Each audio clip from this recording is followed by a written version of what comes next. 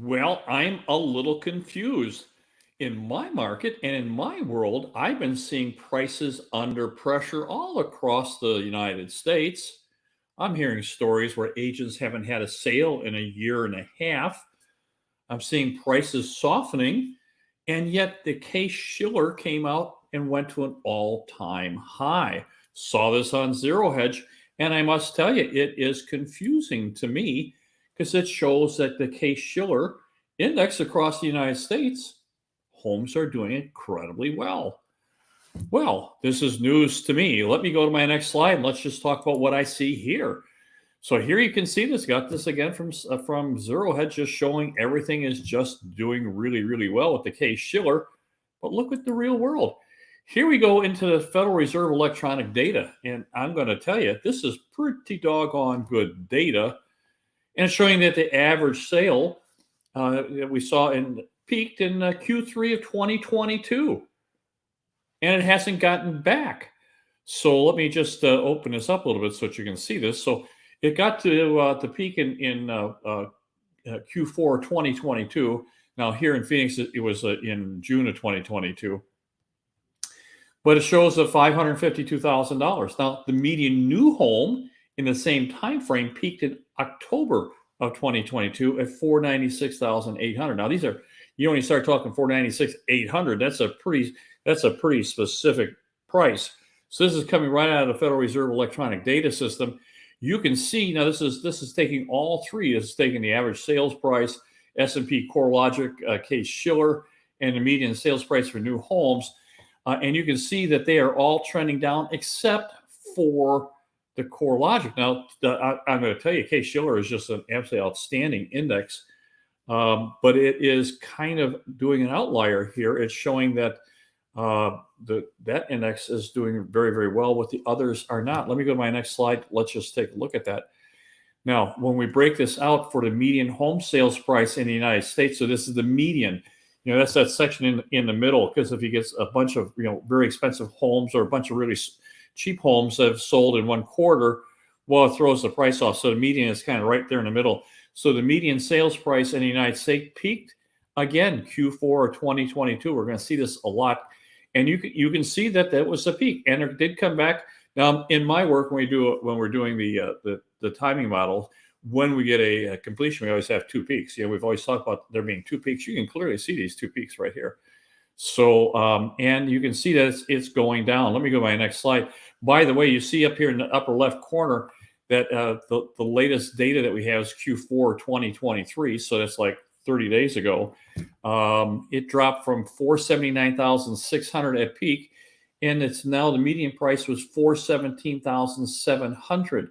So it's down $62,000 since the peak. So that's down. What is that? That's like 15%, huh? 12, 13, 14, maybe 15%. Let me go to my next slide. Let's just take a look at the rest of the data. Now, again, taking a look at this is just the median sales price of a home sold in the United States. Again, I'm getting ahead of myself. Q4 2023, $417,700. You can clearly see that in the data. And this is as good a data as we can possibly get. This is probably 3 weeks ago, so it just came out. So it's updated January 25th. I mean, goodness gracious, that's 5 days or 6 days. So it's pretty doggone fresh data, and it clearly shows that we are down. Let me go to my next slide. Here's the average sales price. Now, again, this is we look at both of them because there's the data will get skewed a little bit from average to median. So here's the average. Again, that peaked in Q4 2022 as well. And again, let let you take a look at the fact that when we do we generally show you a stylized graph, but when we look at the true data, there's always two peaks. So you can clearly see in both the median sales price and in the average sales price, you can see the peaks. So it's down from Q4. It peaked at $552,600. Again, this was January 25th, so a pretty good recent update, and that was $492,300. So that is down $60,000. So it's 60. So that's like 12%. I'm doing that in my head, about 12% down. So Case Shiller showing that it's gone up. Ours is showing that it went down. So when you take a look at the average sales price again, and we're looking, I blew this up a little bit so you can see it a little clearly. I don't know if you can see my cursor here, but you can clearly see the two peaks. And then from the second peak, it still continues down. So that's picking up January. So we're looking at Q4 2023. Current price is 492,300, and the peak was 552. So it continues down, and we are looking at $67,000, huh? Difference in sales price. So again, the average sales price, again confirming the median sales price, and just confirms our data. Let me go to my next slide here. So we're talking about the average price of a new home. Now, again, a new home is that's market driven. So we're not going to pay a whole lot of attention to it. So look at $500,000 homes are selling. Well, you build more $500,000 selling. If you 400,000 are selling, that's what you sell. If it's $1 million homes and those are what's selling, that's what the builder does.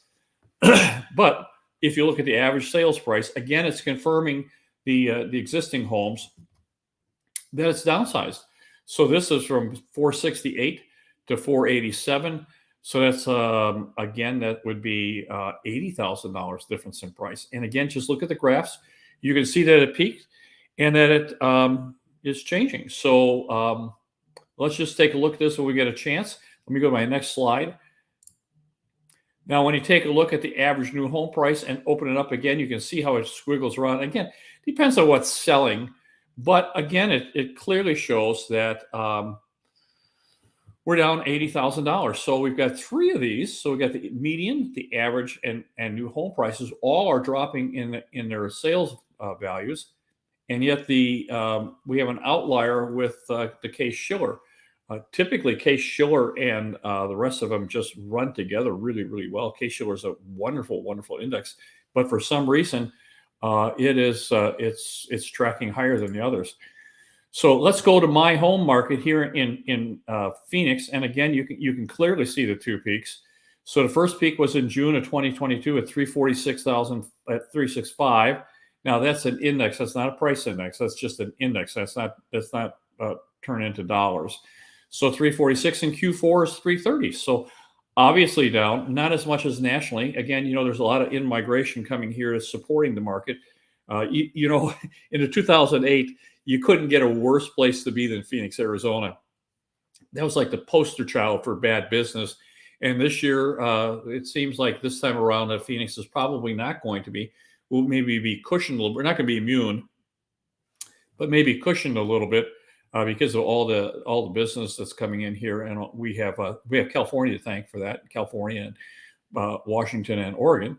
Those are our big in-migrations. So let me go to my next slide. Now, this is coming from John Wake here in Phoenix. He does an absolutely outstanding job of just taking care of it. So this is coming out of our MLS, and it's really unique and probably really good for us. Again, you can see that in May of 2022, here in Phoenix, we peaked at a sales price of $475,000. And our second peak came in June of 2023, just exactly as it's supposed to. The timing model predicted it. It's exactly when it came in. And we've had several data points since then. And the last data point came in just a few days ago for December of 2023 at 430. So again, you can see we're down, $45,000 from the peak and heading down. So the trend is down. It's going down. It's following the rest of the trend in the United States. And it is really following our timing model. So I expect this to happen. So I'm not sure what the outlier is with Case Shiller. I'm assuming that it's probably going to rectify itself. I think it's probably going to normalize itself down. So I wouldn't read a whole lot into it at that time. But the rest of these looks to me like we are experiencing the typical completion cycle for a real estate ending. So we are continue to be very, very cautious. We continue to be recommending no new capital into the marketplace for investments. We think that there's going to be a wonderful opportunity probably in 12 to 18 to 24 months. And we are highly recommending that investors take a look at their portfolio, particularly in endangered cities.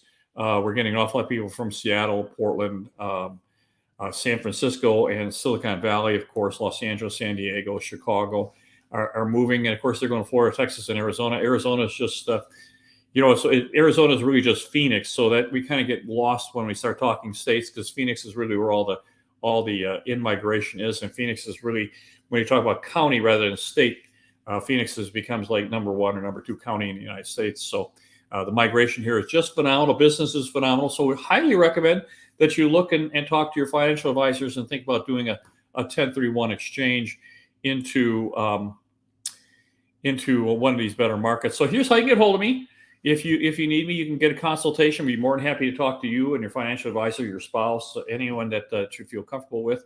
More than happy to put our heads together, see if there's anything we can do for you, how we can fit into your marketing programs, and maybe keep your wealth just a little safer and have it grow just a little more. So my very best to you guys. Bye bye now.